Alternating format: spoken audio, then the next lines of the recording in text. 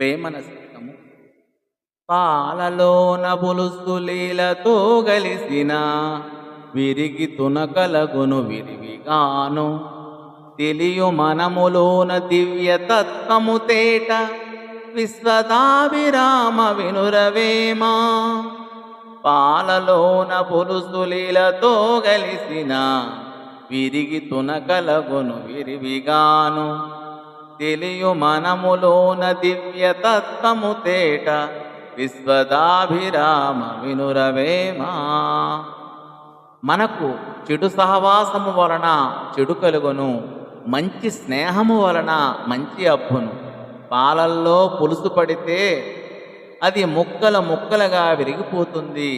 మనోవివేకము కలగాలంటే జ్ఞాన సముపార్జన చేయాలి. జ్ఞానము వల్ల మనస్సు వికసించును అని ఈ పద్య భావము.